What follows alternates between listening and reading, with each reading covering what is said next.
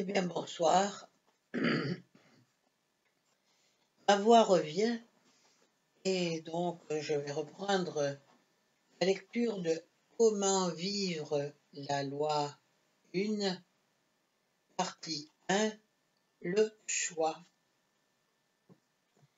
Alors j'en étais resté aux alentours de la page 74-75, je ne m'en souviens plus très bien, mais je vais reprendre à un moment sur la page 74.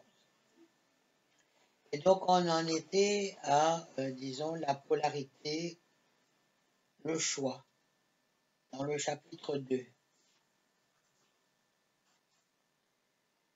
Elle dit, quand je place mon point de vue sous l'angle du service d'autrui, de l'amabilité et de la compassion, mon monde s'élargit et glisse substantiellement. Les choses de ce monde s'effacent, et je sais pourquoi je fais ce que je fais. Cela me plaît énormément. Ce choix est tout ce qui compte dans cette densité, si, en général, et dans notre vie sur Terre en particulier. Si vous considérez l'évolution du mental, du corps et de l'esprit, vous pouvez voir que nous entamons cette vie comme des petits animaux sans défense. Ensuite, nous sommes apprivoisés et éduqués au cours de l'enfance. Quand nous entrons dans l'adolescence, nous avons déjà fait de nombreux choix et eu de nombreuses expériences d'évolution. Nous ne sommes plus des animaux, nous sommes devenus des êtres humains, pas nécessairement des humains éthiques. Sans une certaine réalisation de l'importance capitale de nous voir nous-mêmes comme des êtres éthiques, il est peu probable que les progrès accomplis pendant notre vie dépasseront le minimum.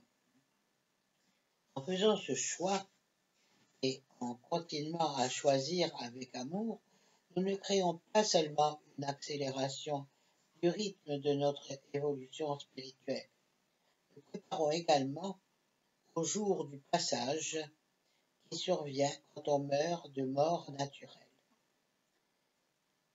Est-ce que vous préférez passer de niveau à la fin de cette vie-ci et aller dans la densité de l'amour, ou bien voulez-vous plutôt repasser quelques 76 000 années à vous réincarner sans cesse dans un autre environnement, semblable à celui de cette terre, en travaillant toujours sur les mêmes façons et en jouant toujours au même jeu? La plupart d'entre nous préfèrent passer au niveau supérieur. La clé pour passer de classe, c'est d'accumuler suffisamment de polarité pour pouvoir passer à la suite.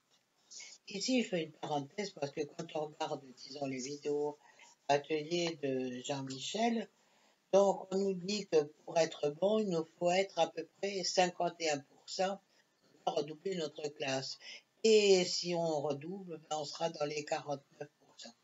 Bien difficile de déterminer à quel moment on va être à 51% et à quel moment on va être à 49%, parce qu'il y a tellement de fluctuations et tellement d'émotions qui peuvent nous atteindre et nous faire virer et changer complètement, même si on est à l'intérieur, disons, un cœur bien disposé, il arrive parfois que cela déborde.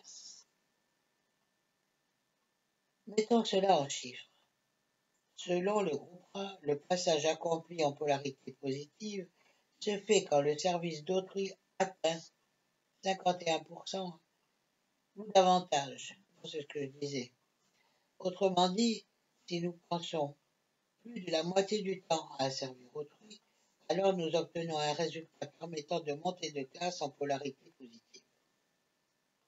Pour monter de classe en polarité négative, il faut un résultat de 5% maximum de service d'autrui ou bien 95% de service de soi.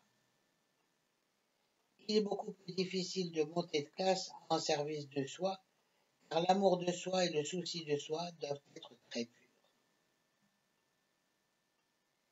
Ceux qui ne montent pas de niveau auront des résultats entre 6% et 50% de service d'autrui, Rien de plus facile que de rester dans ces pourcentages. Pour atteindre un résultat de 51% ou plus, ou bien un résultat de 5% minimum, il faut une prise de conscience du jeu, le grand jeu de Dieu, et la décision de jouer à ce jeu, avec un grand J, ce qui entraîne la création d'une règle de vie et d'un contrat avec vous-même qui va pousser votre résultat au-dessus de 51%, au-dessous de 5%. Puisque nous sommes à l'extrême fin de cette densité du choix, le temps qu'il nous reste pour prendre conscience et choisir une polarité est limité. Nous avons jusqu'au solstice d'hiver de 2012 pour ce faire. Et nous savons bien sûr que maintenant, ces événements se sont produits et que nous avons encore un peu plus de temps puisque nous avons encore un petit programme qui va durer presque 5 ans. Peut-être qu'il y aura des événements avant, mais bon, pour le moment, on est dans la bonne ligne. Ce n'est pas seulement la Confédération qui parle de cette date, comme celle de l'aube d'un âge nouveau, de nombreuses autres sources le font aussi. L'astrologie occidentale classique ou le calendrier maya, par exemple. Edgar Cayce a lui aussi prédit ce glissement, mais il a proposé la date de 1998, dans un basculement des pôles et de ce fait, une fin graduelle de la Terre telle que nous la connaissons.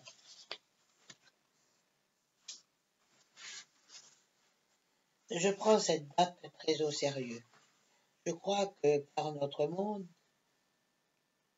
je ne crois pas que notre monde va disparaître d'un clin d'œil au solstice d'hiver de 2012, comme beaucoup le pensent.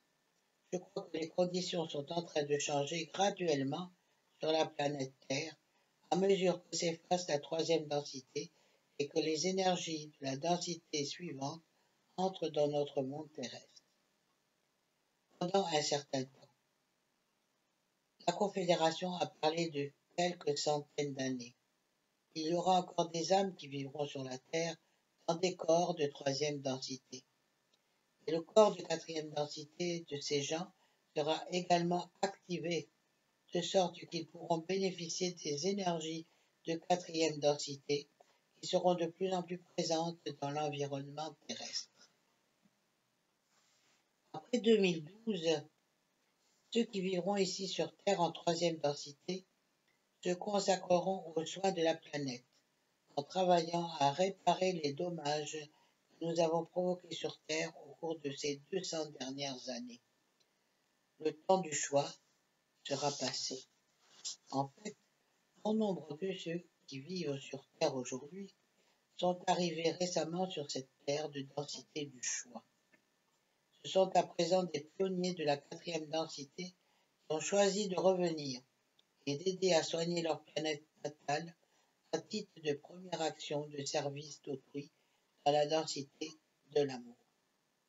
Psychologues et médiums ont donné à ces enfants les noms d'enfants indigo et d'enfants de cristal.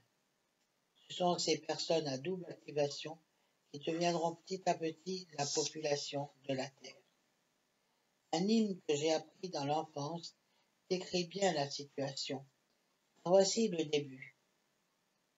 Once to every man and nation comes the moment to decide. In the strife of truth with falsehood, for the good or evil side, some great cause, God's new Messiah, offering each the bloom of light, and the choice goes by forever.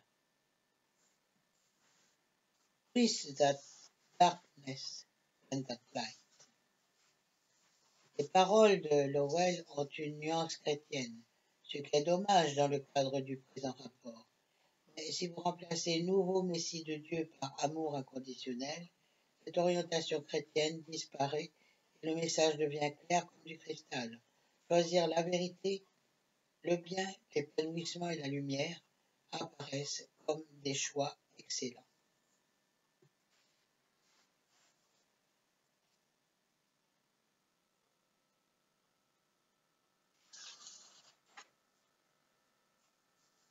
La polarité de la voie du service de soi.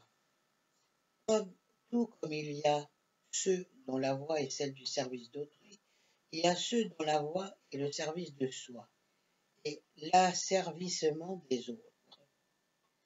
Chacun de ceux qui sont assis dans ce cercle de chercheurs savent qui sont ceux qui se délectent de l'asservissement. Ceux qui suivent véritablement la voie de la négativité, comme elle est parfois nommée, la voie de ce qui n'est pas, ou voie de la séparation, exercent leur contrôle strictement à leur propre profit. Une des grandes vertus des règles du jeu est que la tâche principale de tous ceux qui se polarisent vers le service d'autrui est simplement de chercher à se connaître soi-même plus à fond et d'être eux-mêmes. Sachant qu'ils font partie d'une création unitaire constituée exclusivement d'amour, ils savent qu'à la base, ils en sont dignes. C'est pourquoi ils peuvent explorer leur conscience de manière directe et loyale, et sans crainte de ce qu'ils y découvriront. C'est une voie dans laquelle ni jugement, ni apparence n'ont leur place. C'est une polarité directe, radieuse, généreuse. Elle irradie l'amour inconditionnel et la compassion, tant pour soi-même que pour autrui. D'autre part, la polarité du service de soi contient une énergie contractée et magnétique, et non une énergie irradiante, puisqu'elle a pour habitude d'attirer toutes choses vers le soi en les disposant de la manière désirée selon les plans du soi, et non d'apprécier les choses telles qu'elles sont et de trouver les moyens de coopérer de manière fluide avec leurs circonstances. Il est vraisemblable qu'une personne qui se polarise vers le service de soi contrôlera davantage ce qu'elle dit et fait qu'une personne qui se polarise positivement. Une telle personne est attentive aux détails qui peuvent lui apporter des avantages ou des moyens de contrôler plus efficacement les pensées et actions d'autres personnes. Vous pouvez donner à ce genre de personne l'étiquette de mauvaise, mais cela ne fera que vous embrouiller sur l'échiquier avec minuscule, qui juge et fait des différences entre soi et autrui, ce qui permet de se considérer comme meilleur que. Quand on utilise des mots comme bon et mauvais du point de vue des opposés dynamiques de polarité, on se rend compte que ces mots véhiculent trop de charges émotionnelles pour être utiles à l'investigation. Il vaut mieux, quand on pense à ces concepts, utiliser les termes de positif et négatif, comme pour les pôles magnétiques. Alors, il n'y a aucun jugement émotionnel dans la discussion de ces concepts. Je ne suggère pas qu'il vous faut embrasser ce que vous considérez comme mauvais dans votre poursuite d'une pensée non déformée. Je suggère seulement que quand on pense en termes de polarité, il est utile d'employer les mots neutres de positif et négatif plutôt que bon et mauvais ou bien et mal. Ces deux ensembles de dynamiques, bien et mal, bon et mauvais, sont des termes relatifs. Diverses choses sont bonnes, appropriées ou justes pour différentes sortes de personnes et groupes de personnes. Les mots positifs et négatifs sont liés à la nature d'un aimant polarisé, sont plus proches de l'objectivité. Dans un univers unitaire, chacun de nous possède tous les attributs et caractéristiques positifs et négatifs. En fait, nous avons en nous la création tout entière, enveloppée dans les plis de notre conscience. Il n'y a pas de jugement quand on attribue une valeur service de soi à quelqu'un que nous voyons, soit dans notre vie personnelle, soit en regardant le déroulement d'événements publics aux nouvelles télévisées, pour autant que nous attribuions cette même valeur à nous-mêmes et que nous la débusquions de la partie sombre de notre nature afin de la regarder en face. Quand nous avons une réaction de répugnance ou de jugement par rapport aux actes d'une autre personne ou groupe, nous utilisons cette personne ou ce groupe comme un miroir qui réfléchit notre propre nature. Quand ce que nous voyons dans le miroir ne nous plaît pas, ce que nous avons de mieux à faire, c'est prendre le temps de découvrir où se trouvent à l'intérieur de nous les graines des défauts que nous voyons à l'extérieur de nous. Ainsi, pendant, j'écris sur le service de soi, je ne le juge pas. J'essaie simplement de le décrire et de vous aider à le comprendre pour vous éviter d'être contrôlé ou asservi par lui.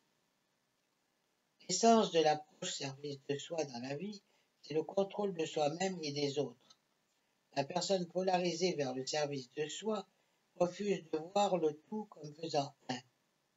Cette personne est le numéro un. Elle ne voit pas son prochain comme elle-même. Elle opère à partir de ce que les psychologues nomment l'ego. Le mot opérant qui correspond à l'ego, c'est le mien. Cette personne voit le monde comme quelque chose à utiliser à son propre bénéfice.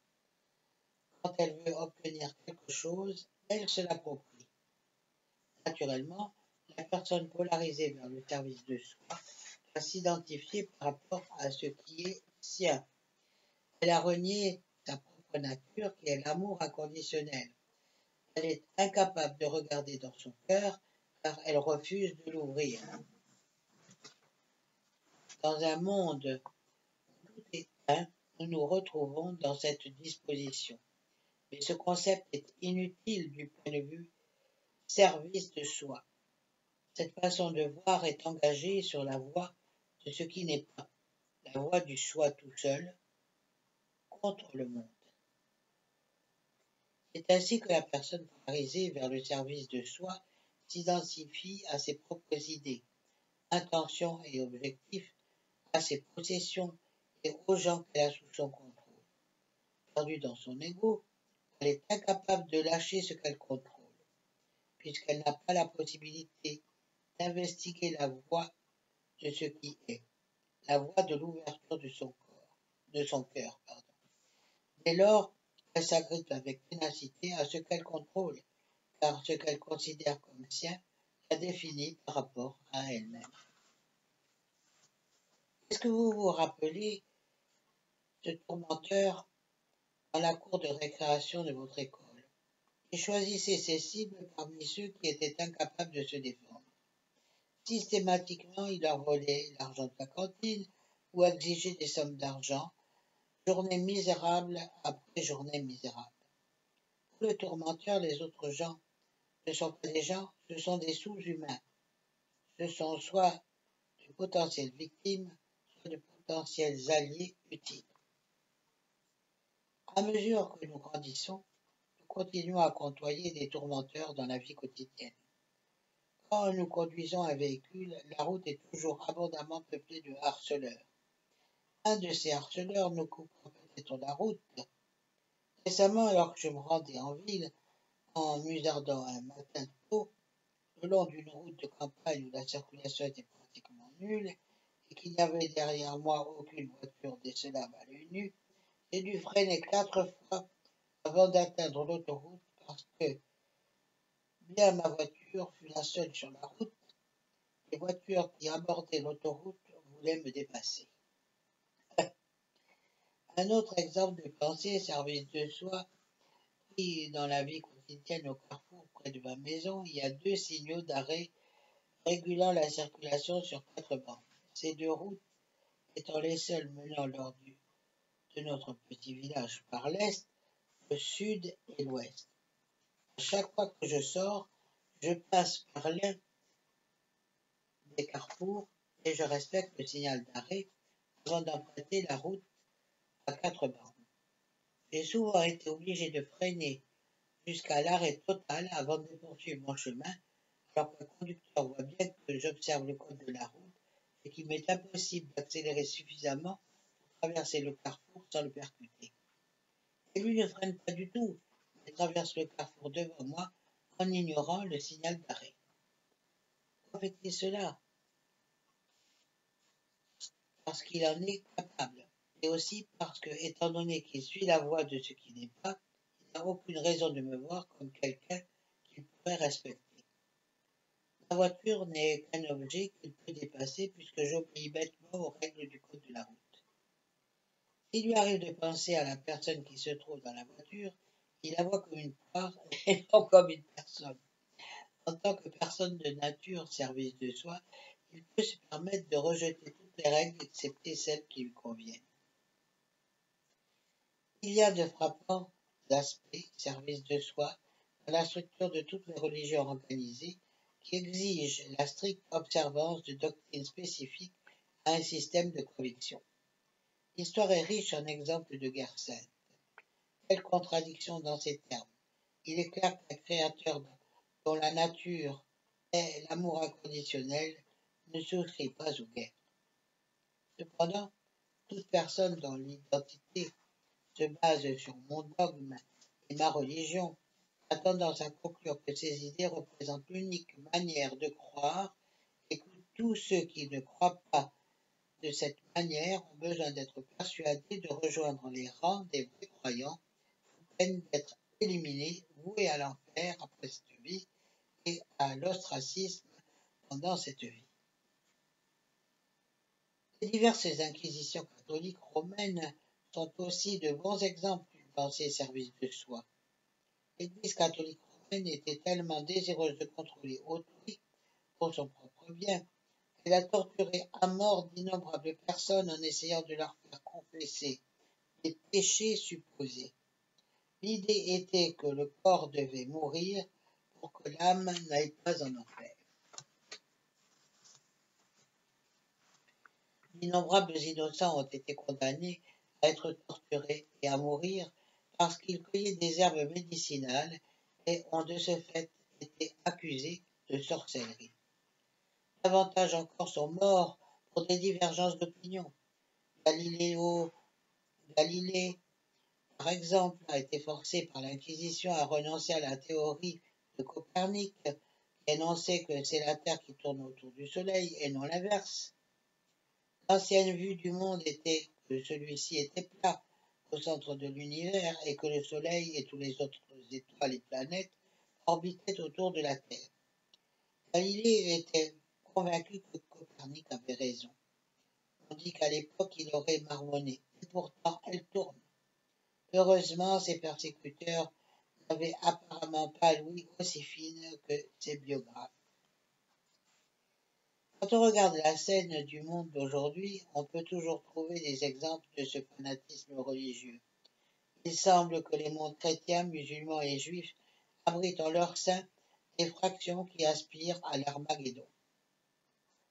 Dans toutes nos sociétés, les services armés du pays, de la région, de l'État, de la province ou de la ville dans lesquelles nous vivons ont une polarité à prédominance service de soi. Par exemple, les règles de l'armée des États-Unis sont hiérarchiques. Ce que fait le simple soldat entraîne le mérite ou le blâme du sergent. Ce que fait le sous-officier entraîne le mérite ou le blâme du lieutenant. Ce que fait le lieutenant entraîne le mérite ou le blâme du capitaine, et ainsi de suite jusqu'aux généraux, qui eux sont loués ou blâmés au nom de toutes les forces armées qui sont sous leurs ordres. Les grades des officiers ont d'autres noms dans d'autres forces armées comme la marine, la force aérienne, les gardes-côtes, la police ou les shérifs, et l'avancement se fait différemment. Cependant, le mérite ou le blâme encouru pour une action se transmet jusqu'au plus haut gradé. Dans l'armée, les grosses légumes n'ont aucun problème à ordonner à des hommes de se battre, même si elles savent bien qu'ils risquent tous d'être tués. Leurs buts sont politiques, économiques, corporatifs et idéologiques. Les êtres vivant dans une armée qui a sa propre politique et ses propres ordres sont considérés comme des pions sur leur échiquier, ou plus trivialement comme de la chair à canon. Une unité de chair à canon, ou UCC, est sans doute l'expression utilisée par certains de nos dirigeants pour désigner l'homme de la rue. Un exemple de cela a été donné il y a quelques années aux nouvelles télévisées. Un officiel très haut placé était filmé alors qu'il faisait un discours dans une ville où une femme était mise à l'honneur parce qu'en 2003, elle avait perdu son mari et deux de ses fils pendant les guerres américaines. Elle-même et le reste de sa famille se trouvaient au centre du premier rang dans le public. Un journaliste a adressé à l'officiel une question qui a été transmise à la mère à qui les honneurs étaient rendus. Le journaliste lui a demandé de demander à la mère si elle avait l'impression que son sacrifice valait la peine. Et c'est l'officiel qui a immédiatement répondu à sa place, disant qu'il était certain qu'elle allait dire oui. Il a poursuivi en disant que si d'autres de ses fils étaient morts au combat, elle aurait été fière d'eux aussi, et que les victimes des combats devaient elles aussi être fières et heureuses de mourir pour leur pays. Quelle plus belle mort souhaitée! J'aurais voulu que vous puissiez voir l'expression de visage de la mère. C'était une expression de pure horreur. Et la réponse de cet officiel a montré de façon que la plupart des dirigeants sont trop prudents pour afficher que, quand des gens idéologiquement motivés ont dans leurs attributions des politiques à mener, l'idée ne leur vient jamais que la perte de vie au combat pose problème. C'est simplement pour cela que sont faits les soldats. Ce ne sont pas les hommes qui sont importants, ce sont les politiques menées qui le sont. Comprenez, je vous prie, que je ne juge pas les idéologues tels que cet officiel. Le présent rapport ne veut singulariser aucune personne, aucun pays. J'utilise cette personne à titre d'exemple de la manière dont les militaires voient autrui. Cet officiel n'est ni pire ni meilleur que de nombreux autres dirigeants de notre pauvre monde qui font un usage quotidien de la guerre au titre de politique à mener, plutôt que de prendre le temps de la compassion, de rechercher paix et collaboration entre les nations par des voies diplomatiques.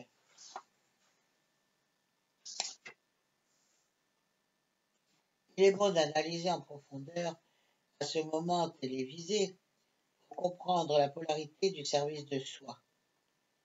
La plupart des personnes service de soi ne considèrent pas, en toute honnêteté, qu'elles font quoi que ce soit de mauvais ou de mal.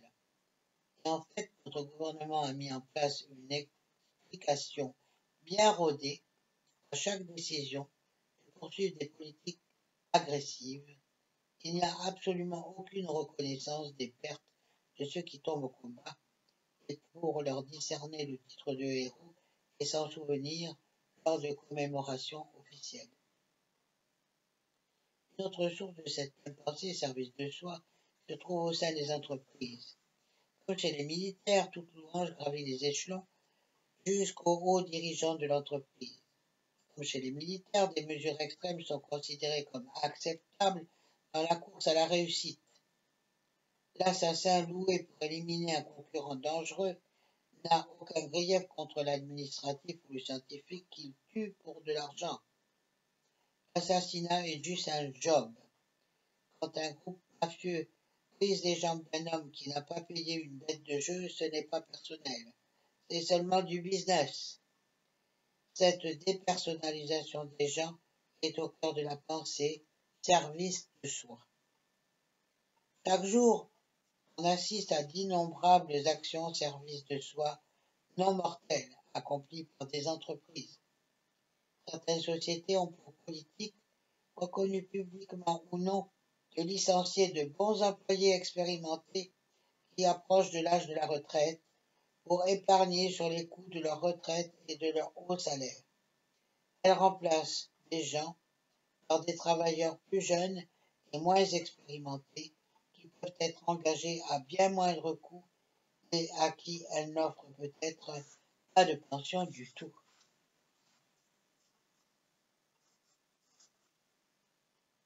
Un autre exemple de la pensée service de soi au sein des entreprises est celui des sociétés qui ont pour politique de n'engager que des employés administratifs à temps partiel.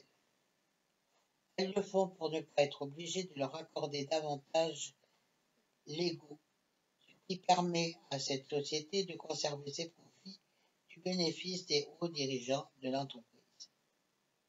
Une conséquence directe de cela est qu'il y a aux États-Unis un nombre substantiel de travailleurs qui n'ont pas de logement, pas d'assurance, soins de santé, car peu importe le nombre d'heures qu'ils prestent, le nombre des jobs qu'ils ont, ils sont dans l'impossibilité de gagner assez d'argent pour s'offrir ce que beaucoup considèrent comme acquis, un toit au-dessus de leur tête et la possibilité de prendre soin des membres de leur famille quand ceux-ci deviennent malades et ont besoin de soins médicaux.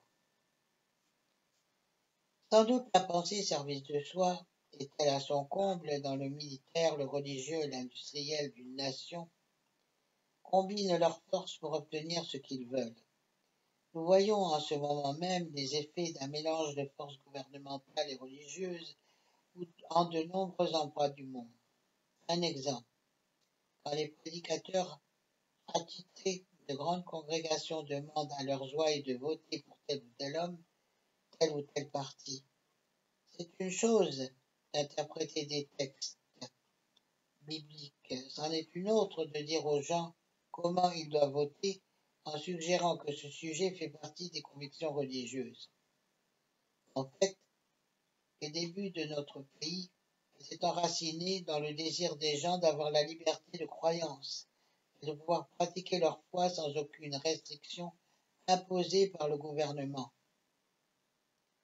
Nous avons vu également comment des objectifs industriels peuvent se transformer en objectifs militaires, comme lorsque la société Dole a réagi en 1893 aux efforts de la reine Liliuokalani qui voulait une nouvelle constitution pour Hawaï. C'était son droit de chef d'État. Elle réagissait à des actions menées par le gouvernement américain qui, en 1890, avait obligé à la baïonnette son peuple d'accepter une constitution qui limitait fortement les droits d'Hawaï à fonctionner en tant qu'une nation souveraine. Le McKinley Tariff, lui aussi imposé à Hawaï en 1890, a fait disparaître les clauses de sauvegarde qui garantissaient un marché continental au sucre hawaïen qui ne dépendait d'aucune société.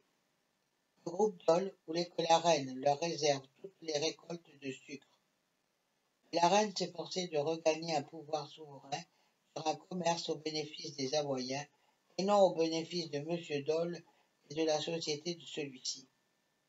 Cela n'a pas été vu d'un bon œil par les intérêts industriels américains qui ont cherché un appui auprès du gouvernement des États-Unis et qui a eu pour résultat que des marines ont envahi Hawaï, détrôné la reine et annexé l'archipel dont ils ont fait une république en 1894 avec Samuel Dole pour président. C'est fou quand même. Oh là là.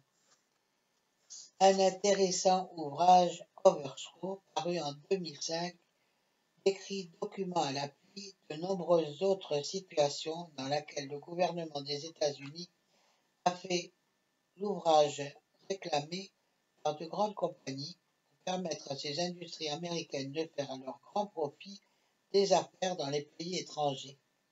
Le livre de Noam Chomsky, Hegemony or Survival America's Quest for Global Dominance, The American Empire Project, est lui aussi très révélateur de cet égard.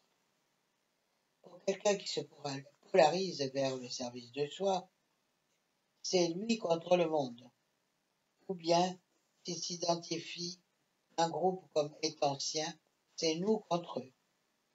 C'est cette attitude qui est au cœur de la polarité service de soi. Voilà pourquoi les sources de la Confédération nomment souvent la voie du service de soi la voie de ce qui n'est pas.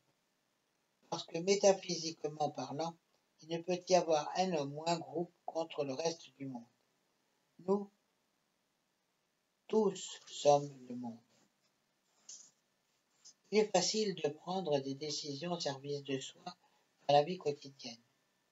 Prenons une nouvelle fois un exemple dans le trafic routier. Souvent, il me faut emprunter une rampe menant d'une autoroute à l'autre quand je me rends à un rendez-vous. La rampe dont je vous parlais présente une bande de confluence qui se termine environ à mi-chemin de l'arc qui s'envole vers les terres avant de redescendre vers la deuxième route inter-État.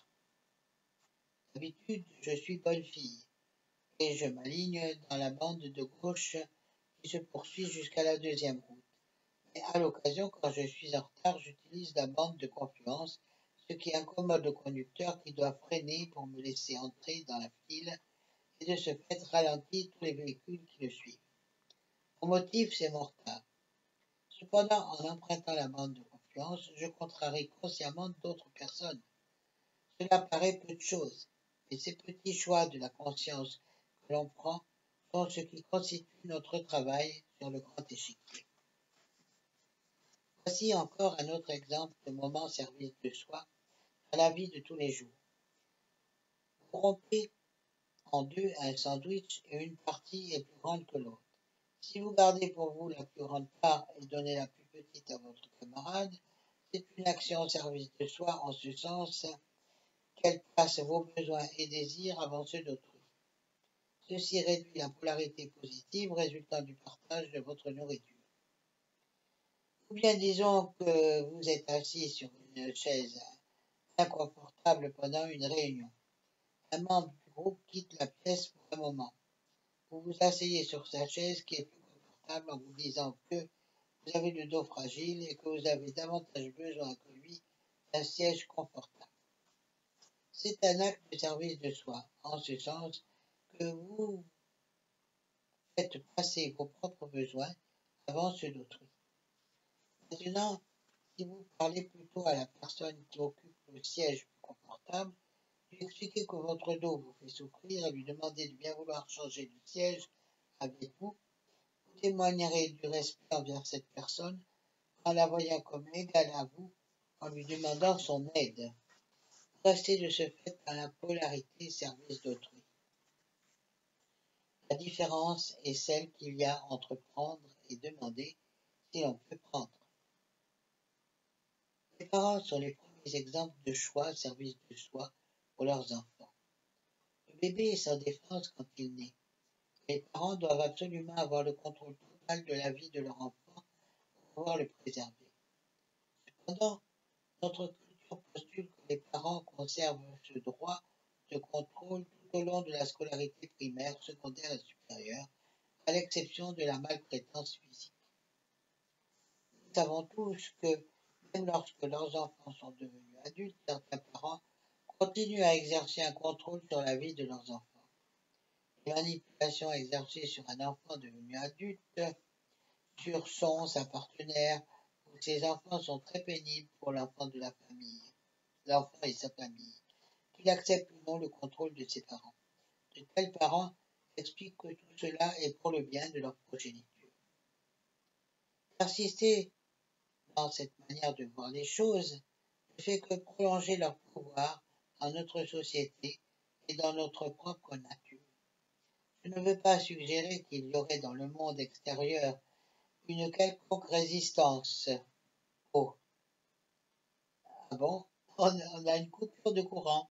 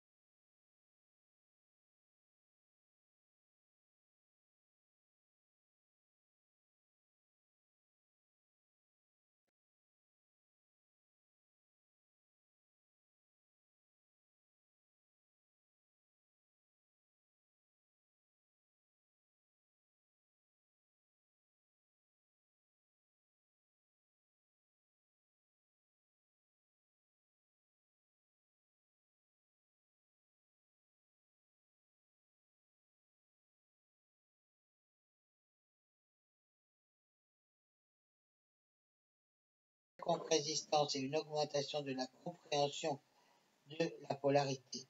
Je veux seulement dire d'une perception de la polarité peut nous aider à faire de meilleurs choix éthiques dans notre propre sphère d'action.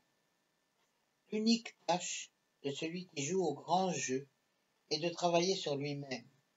En effet, quand il prend des décisions éthiques et travaille sur lui-même,